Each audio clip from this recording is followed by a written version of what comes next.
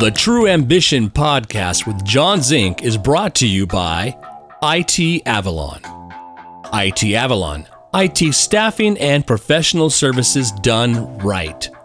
Visit our sponsor at itavalon.com. Now, welcome to TrueAmbition.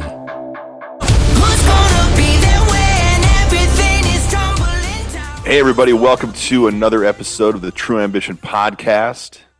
I'm your host, John Zink, and today you're tuning in for episode number 39, and we're honored to be joined by Mr. Jason Bressler, and he is the CTO and EVP at United Wholesale Mortgage, and born in Detroit, Yes, raised, born, still live there, all of the above?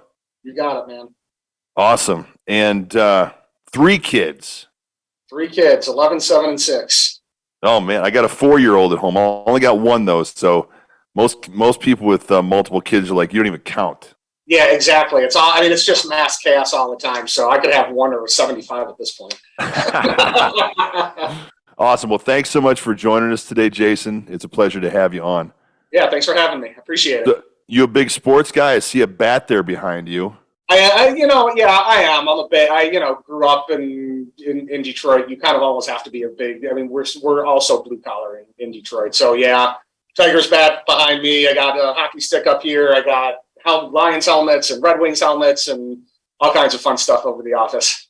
Well, it's funny. When I was getting ready for this, I always kind of do my homework and look up people on LinkedIn and Facebook and all the rest of the, places. I grew up in a really small town in Northwest Illinois. Whenever I think of Detroit, I think of Motown, muscle cars, Eminem, Kiss, Kid Rock. What was it like growing up in Detroit? I was just outside of Detroit, but growing up in Detroit, like I said, it was it's very blue collar. My dad used to tell me all the time growing up, like, this is who we are. This is the identity of Detroit. You put your head down, you work hard. That's what everybody's like here. And I mean, it's really the work ethic I've taken with me literally my entire life with everything I do. Yeah, I just talked to somebody else last week that on the podcast that she grew up an hour away from me in this other small town in Illinois. And it's always funny, about half the people that work for my company are either born and raised or still from the Midwest. And that Midwest work ethic is really something. And I see a difference in people that have that upbringing. How do you feel about that? Yeah, I couldn't agree with you more. I mean, I almost have a hard time like working with people out in the West Coast, especially people that were born and raised out in the West Coast, because everything's so laissez-faire. And I know we'll get to it. They're all incredibly smart, but I get up every day at 4:30 in the morning. I don't go to bed till 10:30, 11 o'clock, 12 o'clock at night because I'm working and I'm grinding and I'm driving all the time. And it's just like, man, I can't wait on you. I can't keep doing this. I'll just don't worry about it. You're great, but I'll take care of this one myself. Well, it's funny you bring that up because when I first moved to the West Coast, I was living in the Bay Area, and I worked on a contract at NetApp for about 6 months as an internal technical recruiter. And I'm just busting my ass. I'm filling all these positions. I think I'm doing a great job. My manager comes up to me and says, hey, you got to slow down. The managers can't stand working with you. Yeah. I'm like, what? I've filled this many positions. She goes, it doesn't matter. You have to slow down and kind of take a back seat. So for the next 3 months, I just kind of lounged around. You're almost working too well. Yeah. That's like, I didn't get it. So that was the first and last time I ever worked as an internal recruiter somewhere. Because I've always worked for agencies and stuff like that. And you get to kind of, bust your ass like I like to do. So it was interesting you brought that up. So you kind of talked about it a second ago. Your dad, what did your parents do for a living? My mom was a stay-at-home mom. My dad was an attorney, and he eventually became a stockbroker, and then he kind of went into sales for a little bit. But it was always the same. Even when I was young, my dad had even told me, he's like, look, work really hard. Like, play hard in school, work hard in school, but when you get out, work really hard to make sure that you don't have to work the rest of your life.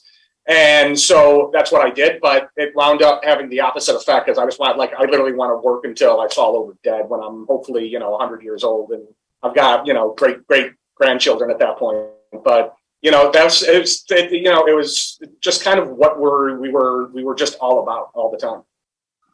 It's funny because I don't know that I would ever retire. I'm 50 years old now, and it's a good friend of mine it lives out in this area, in the Reno area. He was one of the founders of Home Depot, and he retired like 3 different times. And a couple of years ago, he told me when I was building my company, he goes, "Don't ever retire. It's the worst." I totally believe it. I know. I don't even know what I would do with myself. Seriously. Like I always have to be doing something. Well, you and I were talking before. It's like I've got these pictures on my wall here of me golfing with different people and stuff. It's usually at charity things where it's like a shotgun or something like that. I'm not a good golfer. I can't imagine being golfing, 3 or 4 days a week. I'd rather be in the office getting something done. I can't even imagine golfing. I'm so hyper. Like I can't even imagine just standing around and like waiting for other people to actually hit the ball. It's like, dude, come on, let's go. So, what kind of a student were you? Speaking of school, probably not the best, to be honest with you. I pick up things very quickly, but it's I don't know. For my personality, it's just so laborious to sit and listen, and like I just want to do all the time, And so even when it came to test time, it's like even sitting around and studying just felt like a waste of time. To be honest, like it's like it never felt like an efficient use of my time. Yeah, I was the guy chasing the squirrel or the shiny thing, Yeah, for sure. Me too. And there was a couple times I talked about it before, where I had to take a test at the end of the year to pass one of my like history, junior or senior year in high school. I begged the teacher to let me out and pass me because I had a failing grade. And he goes, "You know what? I'll give you a test if you pass it." I passed it with an A+. And he goes, "Why don't you just study?" And, No, it's okay. Yeah, that's exactly what it was. Like, whatever, bro. I'll talk to you later. I'm out. Yep. I So, get it. when did you get interested in technology?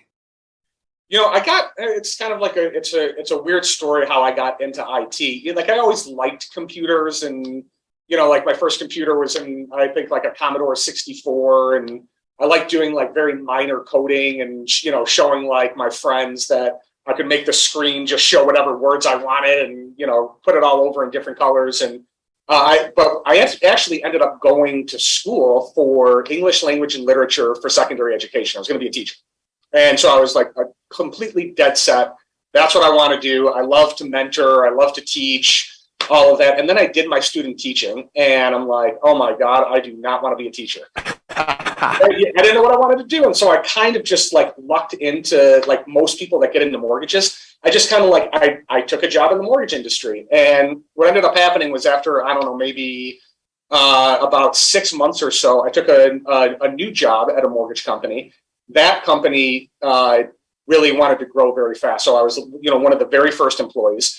We raised a decent amount of capital, wanted to build out the mortgage company kind of as a tech company. At the time, I was just basically running around doing whatever the CEO wanted me to do. So I was helping with processing and sales, and like I'd clean the floors if I had to. And we ran out of our money during the dot-com bust. We were a dot-com company, needed to stay afloat. Most people left. I was paid in stock options, basically, which weren't worth anything and still are not worth anything. And so the owner asked me what I wanted to do. I'm like, I don't know. I kind of like computers. And so he's like, all right, well, now you're running all the computers. Just try not to take us down. And that's how I got into it. So that was like the very first thing. And like even doing it, like we had some servers set up that, we hired a company to come in for. And I'm 100% self-taught in everything that I've done. And I learned, by sitting in rooms, and a server would go down. This was back when it was like Windows NT. And I would call up Microsoft myself, and I'd have to use my own money. And I was making, I don't know, $22,000 a year maybe at the time. This was back in like 97, 98, somewhere around there. Right. And so it was expensive to open a $250 ticket, to call Microsoft. But one of the things that they do that I learned the first time that I called is they won't get off the phone until you as the person who opens up the ticket is completely satisfied. And so I would sit there and I'd say, hey, look, my NT server just took a dump. I have no idea what to do. We're hard down right now. And so they would walk me through the steps. I'd rebuild the server. And usually I would do it at night because, of course, in IT, everything crashes at night. And right. I would say, so we'd get it back up and everything's working. And I would take meticulous notes as they were doing it all. And so they'd say, okay, Mr. Bressler, are you satisfied? And I would legit kick the server over. And I'm like, you're not going to believe this. The server just crashed again. So let me rebuild it again. But let me just tell you what I'm doing, and you tell me if I'm doing anything wrong. And so I would go through my notes, and I would rebuild the server, and then I would, once a week, I'd have to save up enough money, but once a week, I'd start calling Microsoft every week, and I'd do it in the middle of the night so that it would be okay if I brought anything down, and I'd call for a different problem, no matter what it was. Isn't it funny? Imagine how much cheaper your education was. Exactly. Doing that a couple dozen times than someone who went through MIS or MI. Right. It's just like it's such necessity is the mother of invention, and you sit there and you do whatever it takes to get it done, and that's that Midwest thing. It is a Midwest. It is. It's the same thing. It's the work ethic. It's like, even though I'm not getting paid a lot of money and I'm using my own money to do this, like, I don't want to let down the company. I don't want to let down the people. I don't want to let down myself. Like, I like to learn. I like to learn through experience. And so eventually I just built like a book. I felt like I was Superman. I could do anything. And that's like the kiss of death when you're in IT. That's when everything just goes down. And so, eventually just over the years, I picked up networking. I picked up SQL. I picked up, like literally everything that I could. I picked up coding so that I could really have a very large repertoire of things, and our company got up to about 250 employees, and I was still the only IT guy. So I was doing everything until I eventually started building out the team. But that's how I got into technology in the first place. That's amazing. So was that was your first leadership position, was with that company when you started building out a team for that first company? Yep. That's cool. So when you went from being the lone gunman, so to speak, to all of a sudden managing some other people, pretty awesome that you knew every little thing and how every little thing worked within the organization. How was your first how was your first experience as being a leader with some of those people you hired? To your point, it's a total double-edged sword. So, at first I was very not necessarily controlling. I would just delegate off the work that I couldn't handle myself. So I would just say, okay, I got this. And now, I need you to do these 4 things and you to do these 3 things. And they were all things that I knew how to do. But, at the time, the company kept growing. And so we kept getting bigger and bigger. And then we had 1,000 people working there. And, the CTO at the time, it was, one of the few really good things that he actually did for me. I kept telling him, I'm like, I really want the title of CIO. I didn't really even knew what it meant, to be honest with you. At the time, I was just like, I really want it. It's a goal. It's an ambition of mine. And so he took me aside one day and he's like, look, here's the deal. You basically are just finding people that are like you and you're managing them. You're not actually leading. You're not strategic. You're not doing any of these things. And we're not getting much better as an IT company. Like the mortgage business is growing, but you're not innovating. You're not doing anything. So you have a choice. You can either do what you're doing and be like my senior network administrator, like whatever you want to call yourself, you got a job here forever. Or if you really want to be a CIO, I need you to go out. It's going to be really scary for you to have to do this, but I need you to go out and start hiring people that are a lot smarter than you, that have more experience than you, that can come in here and start telling you, this is what I think we should do. And then you need to learn how to actually lead human beings. And that might not work out, and you might not have a job here, but you got to decide one way or the other, because if not, I got to bring in somebody that can come in and actually lead people and do all this stuff. And so I obviously decided to go the route of hiring smarter people, and I literally had a huge pool to pull from because I'm kind of an idiot. So, I found all these smart people, and then I just, over time started to learn how to manage those really smart people. Dude, we have so much in common. It's crazy. Everything you just went through is what I've done with my company. It's like right. the first 5 years of having my company, IT Avalon, I had that hockey stick where it's like really fast. Then we just went here, and I couldn't grow anymore. I didn't know that I had to hire people smarter than me to work with the organization to grow it to what it is now at 10 years old. But you don't know what you don't know, but you had that guy who came in who had the leadership skills to tell you what you needed to hear and Exactly. have you think, go, oh, maybe that's what I do need to do. And I had some people come into my life that did that same kind of thing. And it's so invaluable for them to, give that knowledge to us to go, hey, you haven't thought about this, go try this. Right. Right. And that's one of the things that I've got, here where I am now, I've got, 1,200 people that work for me now in IT that are all in here, and about 150 of them are leaders. And, one of the things I realized after a while is in making that shift into actually learning how to lead people, the only way you can really do that, and to your point too, exactly, is you got to start thinking like a CEO, right? You got to run it like you got to run your team, your unit, whatever it is, like it's truly a business. And once you get that mind shift, like, hey, I have clients I have to take care of. I got to get money somehow. Like I got to find the business. People got to come in. I got to take care of them. But then if I'm going to do that, I'm really particular about the people that are going to work for me. And I want them to be smarter than me. And I want them to have different ideas than me and different viewpoints, because otherwise I'm never going to grow. I'm always going to end up staying stagnant. I'll get that hockey puck or that hockey stick. It'll happen a couple times, and then we're just going to keep leveling off.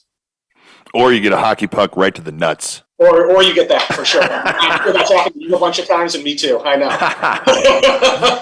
So you got 3 kids. You're an executive. How do you balance it all out? It's tough. You gotta, I make sure that I prioritize each professional and personal in the days and the times that I need to do that. And so, weekends, I am all about family and, making sure that I'm with the kids all the time. I'm not on my phone constantly. I'm not checking my computer every 2 minutes and responding to people. But a big part of that was setting up my direct leaders underneath me to feel comfortable in running large portions of IT so that I don't have to be the guy that has to do all that stuff. So I actually can enjoy, my children and actually can be present with them instead of just being the guy that always just, looks like a shell of a human being because he's so tired of answering everybody's questions and texts and phone calls and all of that all the time. That's great, because it is so easy to fall into that trap. Like I said, I've got one. And it's so easy to fall into that trap. All of a sudden you get into either the email black hole or the Facebook black hole or the LinkedIn black hole or whatever else crap is out there. And then all of a sudden, like, oh shit, it's 45 minutes later. Exactly. And that happens, and it's so easy to get sucked into that. You've got all these engineers who are creating these things for us to get sucked into. Right. So I can't remember what the name of it was, some Netflix thing talking about just that. And it's like you've got grown adults like you and I who are up against the smartest engineers in the world, hundreds of them who are putting together these programs and these, pieces of software. You don't have a chance in hell. Exactly. So I'll just turn it over to all the smart people, and I'll just, make sure that I'm giving direction when appropriate. So let's talk about UWM, United Wholesale Mortgage. Yeah. Tell us what your company does. So we are obviously a mortgage company and obviously a wholesale mortgage company. We went public about a year ago, almost 2 years ago now. So, and we just got the distinction just about 2 weeks ago. We are now officially the largest and number 1 mortgage company in the country. And so we've overtaken. Congrats. Thank you. Yeah, it was a ton of hard work, very fun, but very, very hard. And something we're very proud of because we only are in the wholesale channel. Like most companies, like banks and Chase, Wells Fargo, and all these other places, they do retail. So they're all, B2C. We're B2B. We only go directly to other companies that actually sell mortgages, and we support them. And so only even through that one channel, we still became the number 1 overall mortgage company in the country. Even with people that do B2C and B2B, we overtook all of them just by focusing on that one channel. So it is a huge accomplishment for us and one we're incredibly proud of. That's a big feather in the cap right there. That's awesome. It's great. Yeah, it was awesome. It was awesome going to Wall Street. It was awesome, going to ring the bell and, being a part of that and going public was amazing. And then, 2 years later to become the largest mortgage company in the country. It's just been unreal. No, it's something to be said for everybody working there and the leadership. So congrats. Thank you. Appreciate it. So you've been there for over 6 years. Yes. Tell me about what you walked into when you first started there. It was a little nuts. It was, there was about 130 people in IT. We were probably doing somewhere about 5 billion in closed volume a year. And it was a surreal situation from a CIO, CTO standpoint where, out of these 130, 140 people that were here, they were so loyal to this company and really good people, but there was almost no process or procedure in IT for anything that they were doing. It was just, we love this company. We're not getting great direction, but we're still trying to figure it out, and we are getting it figured out. It's just in the most haphazard way. And so did everybody love the company because of the leadership, or what? Just kind of explain that a little bit. Yeah, so the CEO of the company, his name's Matt Ishbia. He's weird. I remember when I first started, not long after he recruited me, and even during the recruiting process, I spent very little time with him. Actually, I mean, I loved him when I talked to him, but we were out for maybe, I'd been working there 2 months, and this is really what he's like. It was, we went out for lunch. We were talking about things, and he asked me at the end of lunch. He's like, "So, what can I do for you? Like, how can I make your life easier?" I'm like, "Dude, you are like a work Jesus. I have no idea how to actually work with you. I'm trying to hold all these people accountable to doing all these things, and it's almost like they pat me on the head and they're like, 'Yeah, that's cute, champ. I know you think that you're important, but I know Matt's got my back for it.'" And so, but that's the kind of CEO that he is. Like, he's actually in the weeds. He's incredibly genuine. He is ridiculously loyal, and so everybody wants to work with him and for him. And so yeah, I mean, it really was Matt. Like, people really loved him, and it's still like that. We have 7,000 people here now. It's exactly the same thing. And so, but now we've got a much bigger leadership team where we all, feed off of Matt too. And we try to become that for all of our teams as well. That's so cool. So you came in, 130 people, you guys are growing like crazy. How many people are you today as far as an IT organization? We have a little over 1,200 people in IT, all that work in this office. So it's like 10 times growth. Yes. Yep. Wow. Yeah, it's crazy. How do you go about doing that? So, there was a couple of things. The first was, so I would take it pre-pandemic and post-pandemic. So our secret sauce is that everybody has to be in the office every single day. So we don't have work from home. We don't have hybrid options, and everybody's got to be here in this office. And so there are two things that happened. So one is when I was going around trying to find and look for other talent and things that we could do, we had found that one of the hardest things, and it's the most ridiculous thing to do, especially in the mortgage industry and being in, Southeast Detroit, where we're competing against, GM and Ford and Ally, because, IT's IT. It's right. It's a total horizontal is, I could go and recruit 2 people from GM, but then I'm going to lose one to Bressler, and then I got to go out and try to steal from Chase. And so we figured, especially since everybody has to be in the office, we need to actually create our own training programs. And so we started off small with like 10 people that we were going to teach how to develop. And we required that they at least had like a coding boot camp background. And we did that almost as soon as I started. So, I said, all right, let's try to figure this out. The sooner we start, the sooner that we can get this going. And then we took our lumps and we kept going through and figuring out the process. Now our training team's probably 45 people deep already. And we probably bring in, I would say, out of the 1,200 people that I have here, I would say 500 to 600 never had IT experience until we train them. Now we train them on everything: development, BA, QA, network, DevOps, literally everything.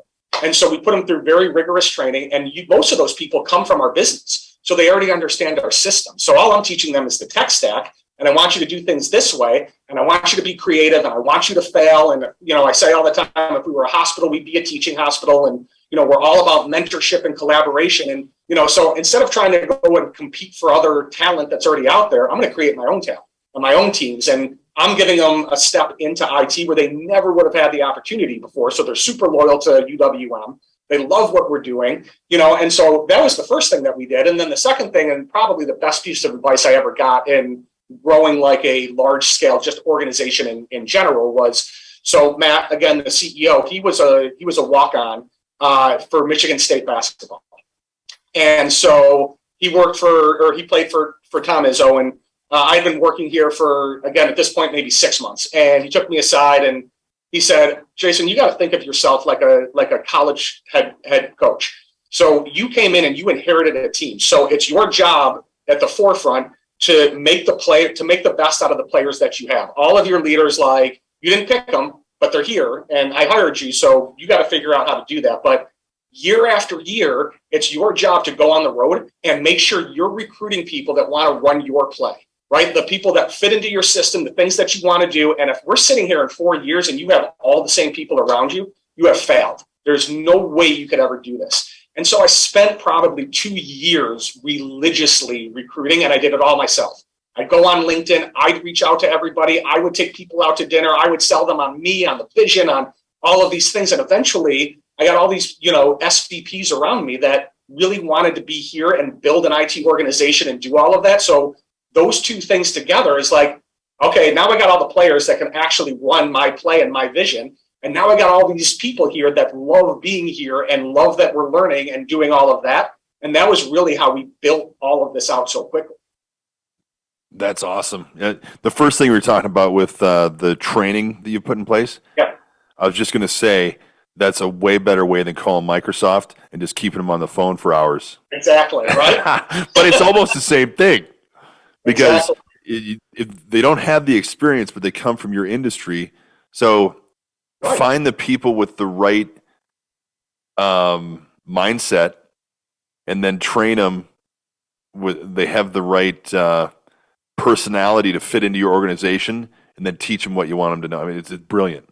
Thank you. Yeah, and it's worked really well. And the other piece of that to make it comfortable is all I do constantly, and I preach it so often. I expect every single person here to fail every single day.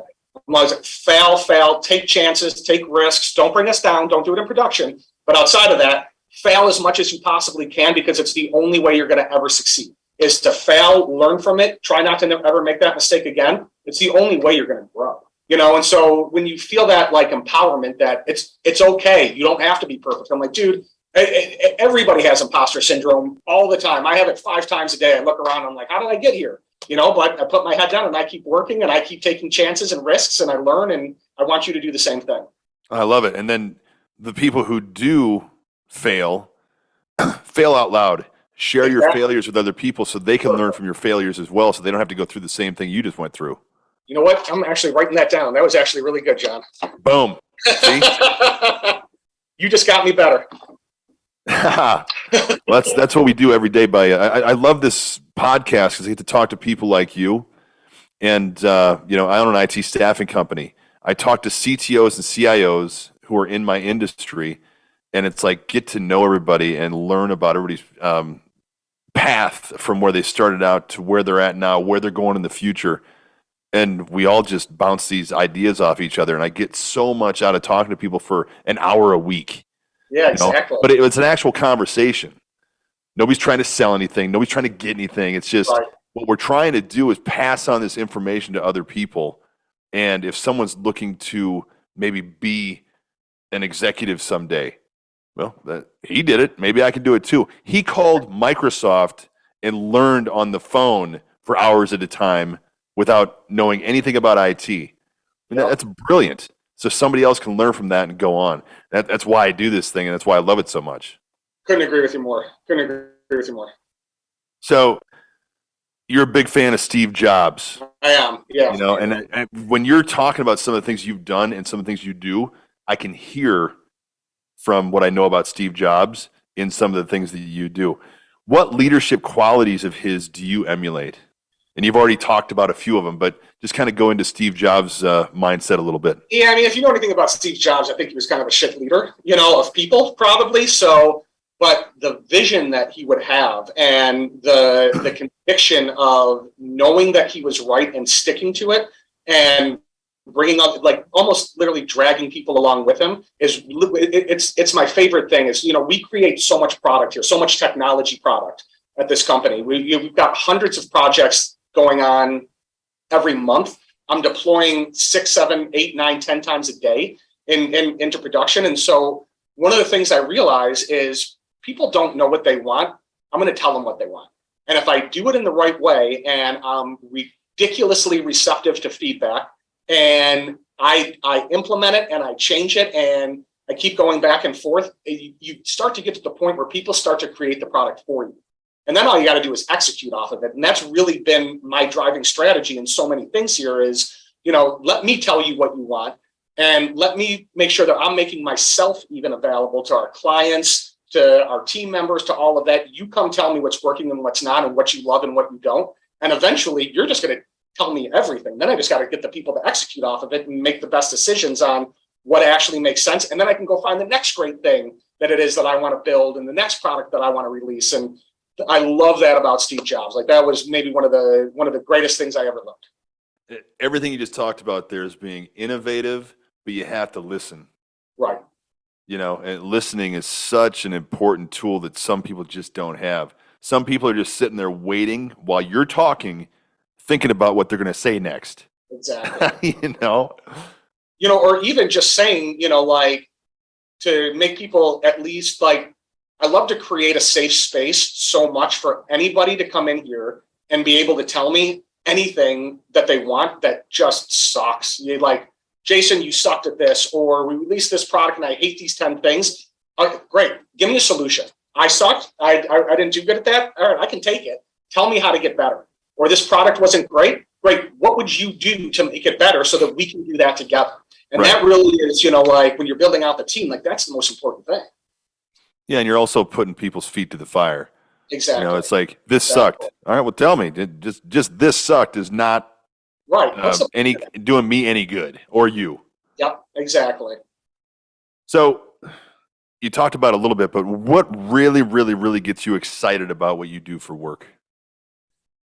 I think really what I love the most, and at this point, so I've been doing this now for 26 years. I've been in IT and in the mortgage industry for 26 years. And, I used to love the art and I still do, but I used to love being in the weeds and love the architectural strategy and, designing everything and then going out and building it and doing all this work. And now with the team that we've built and how we've done it, all I am is a people leader with a technology background now. And so I love building out the actual team. It is the most difficult and fun thing I've ever done in my entire life. I have 1,200 people. They all work here in this office. We hire a ton of people a week. I know every single person by name. I have my assistant make flashcards for me with their picture on the front and then their name and a few things about them in the back. So when I'm walking down the halls and I see somebody that started 2 weeks ago, I can wave and say, hey, John, even as I'm coming through, I do open office hours every week.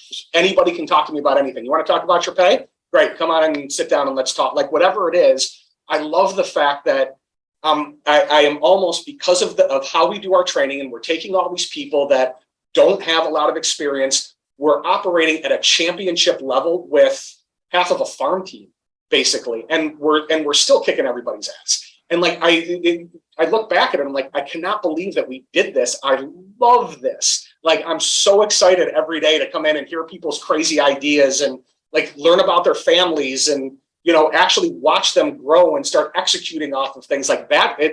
That's what drives me. It really is. And, there was a while where when my first daughter was about to be born, I was working 18, 20-hour weeks or 18, 20-hour days, literally 7 days a week for years. And I'm like, my daughter's going to see a shell of a human being, and I didn't know what I wanted to do. And so while I was doing all of that, I opened up a spinning studio in by Northwestern University. And, I was like, all right, well, if I can really get this to take off, then maybe this is something I can do in the future and franchise this. And, the thing that I learned about doing that was A, I love business, but B, I love motivating people. That's all I'm doing as a spin instructor is motivating people. And so I took that concept and then brought it over here to UWM of, if I can really motivate the right people to be better than they ever thought, then I'm going to get a ton of throughput out of all these people, and they're not going to want to leave. And so doing that and getting in here every day and motivating and leading, it's amazing. Leadership is everything. And the person I was talking to, Angelique, last week, she's over at, she's the CIO at Avid Exchange. Her big thing that she's interested in is, why people leave a company and keeping people happy working for her company. And the research that she had done showed that the biggest reason people leave is lack of leadership and lack of accountability by leadership and lack of feeling like they are, in on the secret. What's going on behind the scenes at a company if you have a bunch of people sitting there going, I have no idea what's going on here. I'm just, I'm moving my widget every day, and it's the biggest thing that it's never money. It's not the extra $5 an hour or something like that. It's always about that leadership at the top, making them feel like they're part of the organization. Right. I mean, well, everybody wants to feel intrinsic value when they come into work, but most leaders don't really care how their team members actually feel. They just want them to actually feel that. Intrinsic value. That's why I should have been an English major. Yeah, so now I know fancy words. No, so what is the most notable event? And I want two, because most notable event in your personal life that led you to where you are today, and the most notable event in your professional life that led you to where you are today. I would say in my professional life, that first company that I worked at that I was telling you about, I was there for 15 years. And so that was basically my first real job, let's say, and I stayed there for 15 years. And because I was self-taught, I spent so much time thinking, I'm only good here, right? All the time. That's all I would think is I'm only good for this company because I grew up here. I did all the systems. I know everybody here. I would never be good anywhere else. And the thing that actually led me to leaving was, at some point my leadership was so awful and so berating, and not just to me, to everybody. Like it just, I didn't know how it was supposed to go on. And I had finally hit a point where I'm like, you know what? I got to leave, even if it's for less money and, not as the same type of work I thought I would have. I got to go. And so when I did take a new CIO position at a bank, I got there, and within like 2 months, I realized, I'm like, holy shit, I'm so much better than I ever thought that I was. I literally held myself down for all these years, and that really, it was such a notable shift for me in everything that I did. I started thinking differently. I started acting differently. I started leading differently. I mean, all of it, like when you get that moment of like knowledge of like, oh my God, I actually am pretty good. Yeah.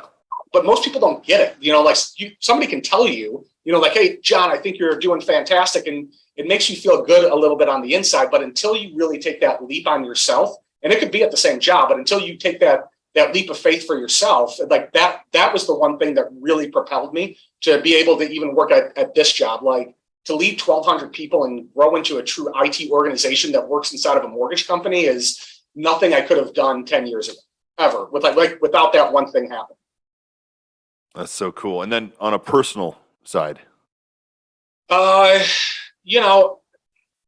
think the thing that probably has been, and this is not something that I could have ever controlled, but the thing that has made me who I am, that gives me the drive, and has changed my perception of what I could be, was I was adopted when I was 3 days old.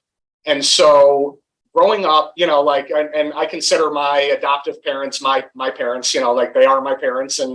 But I never really fit in. Like they weren't anything like me. My brother wasn't anything like me. But I started to realize, especially as I became a teenager and I was starting to really learn, about myself and other things, that this is the best thing that could have ever happened to me because I have no dogma in my life. I am not tied down to anybody's ideas and preconceived notions, any of it. I'm like a total blank slate. I don't need to say, oh, I'm only like this because my dad does this and my mom's like this, and it gave me this not really chip on my shoulder, but it was the fact that I loved being different. I loved that I could do whatever the hell I wanted to do, and that nobody could tell me how to like live my life because this is, what Bresslers always do. I'm like, shit, I'm not even a Bressler. I was, and so like it really did. And I like that, having that realization, and I've used that for my entire life is, I'm my own person and I can do whatever it is that I want. And I even try to give that to my kids all the time too. Like, hey, you don't need to be like dad, and don't worry about what I'm like and how I got here and all of those things. You just concentrate on me. So great. Thanks for sharing that. Yeah. I'm not actually a Zink. My dad adopted me when I was like a year old. You're kidding. So, but just happened to be that my dad, Rich Zink, who, God rest his soul, just happened to be 6'3", just like me, 275 pounds, just like me, and it's like, I didn't know, and nobody told me. I found out when I was 20 years old that he wasn't my dad. So just a complete head fuck, where I'm just like, it screwed up me for years. So I'm a recovering alcoholic. I've been sober for about 8 years. Oh, good for you. Thank you. But that was something that just screwed me up for a long time. But I feel the same way as you. If it weren't for Rich Zink adopting me and my biological father walking away when I was born, I wouldn't be sitting here talking to you today. I wouldn't own a company. I wouldn't do any of the things that I do because it was all of the things that had to happen for me to turn me into the man I am today. Yeah. And I feel the same way as you. I'm out there, man. It's just like I'm a good person, but there's no telling what I'll do or what I'll say because it's just like life's too short, man. I want to have fun. I agree. So I really appreciate you sharing that. For sure. And same thing with my kid. He's 4 years old, and I just want him to be a nut, man. Be a nice guy, be a nice person, do the right thing, but go out and have some fun, man. Live. Yeah, for sure. So all right, thank you. So who are the most influential people in your life? I don't get influenced, I would say, by a lot of people. I love Gary Vaynerchuk and his whole mindset on entrepreneurship. And, but I've got that same type of mindset, and treat people well and be kind and, always be looking. I love Eric Thomas, the motivational speaker, if you know who he is, very influential on me just in general from that standpoint. But, really outside of that, it's, I always want to, every day, I want to be better than I was yesterday. I really do. And I want all the people around me to be true reflections of that. Like, I want you to grind. I want you to have a good work ethic, but I really want you every day before you leave. And I tell them this all the time before you leave, just sit back and ask yourself, were you as efficient as you could have been today? And it's okay if you weren't, but be honest with yourself and come back tomorrow and be a slightly better version of yourself. And that's really the way that I am. Like, I always want to learn. I always want to be better. And I always I don't need to find inspiration from other people, or influence necessarily from other people. I'm so self-driven on the inside for that stuff. Love it. And I'm gonna use some of what you just said because we've got we've got all of our employees coming in next week for a big roundup because everybody's scattered all over the U.S. now. Yeah. But everybody's coming into the Reno office next week, and I'm going to use some of what you just said next week to my team. So I appreciate it. All yours. So when you see an employee struggling, you kind of just said it. What do you do to lift them up? So it depends how they're struggling. If they're not doing their job necessarily, then it's we're really big on coaching here. Let's spend some time and let's try to coach you up with very actionable plans. But you got I'm going to hold you really accountable. And you're going to have to do it. And if you're not getting better, then you probably don't want to play on my team anymore. And I'm probably not going to want you to play on my team anymore. But I will invest the time in you and into whoever you are and making sure that you get better. I love it. Yeah. I'm the same way. I'll help anybody as long as I possibly can. But if I don't see the effort on that person's side, I'm done. Yeah. What I'm saying? Like I said before, I don't want to waste my time. It's the most valuable thing I've got. It's the most valuable thing we have. Right. And it's like, if you're wasting my time, I'm done. Yeah, and I won't even say it that way. And I'll just say, even though I agree with exactly what your sentiment is, it'll be more, around the, hey, do you want to be on, do you want to play on my team or not? Because this is everybody who plays for me has to at least have these 5 things. And there's got to be the drive and the work ethic. And if you're putting it in and you're still not getting it, then that's on me. Right. And I'll work with you a little bit better. But if I'm going to put it in and you're going to tell me that you're not getting it and I don't see you getting any better, then it's much better that I am direct with you now and then tell you I'm going to have to end up letting you go if this is what happens, or I'm going to make you such a better version of yourself that you're going to want to play on my team. But it's got to be one of the two. Love it, and I totally agree. So you told me your favorite band's Queen. Huge Queen fan.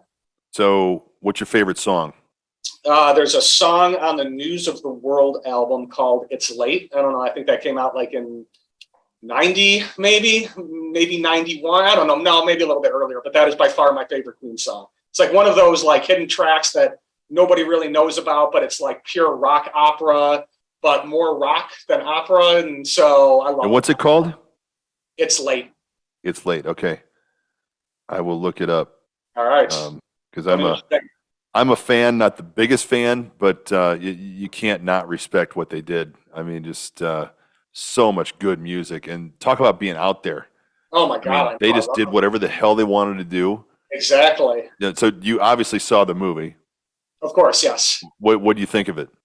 It was great. It was great, actually. I mean, I don't know. Yeah, I thought it was great. I loved the fact I got to see them perform twice, obviously without Freddie Mercury, but with Adam Lambert. And the first time I saw him, it was just like, it was the most surreal experience. Like, here's all these old guys that I grew up basically worshiping, and I never thought I would ever get to be able to see. And they actually found a lead singer who is probably as close to Freddie Mercury as you can actually get. Adam Lambert's voice is ridiculous. Ridiculous. And he's just as flamboyant and awesome and theatrical and everything that he does. And I mean, like the first time I saw him, I completely teared up. I was just like, this is such an amazing moment. Even the second time I saw him like a month later again somewhere else. And I'm like, oh my God, this is so great.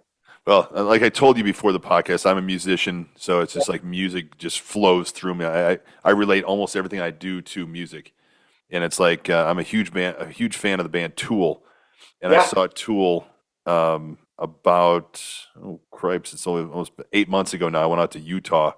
I'm in the front row. Same thing. I'm tearing up. Yeah, it's just like you make that pilgrimage to go see this thing that is so important to you, and then when you're standing there in the moment, I mean, it's so important. It's so good for the soul.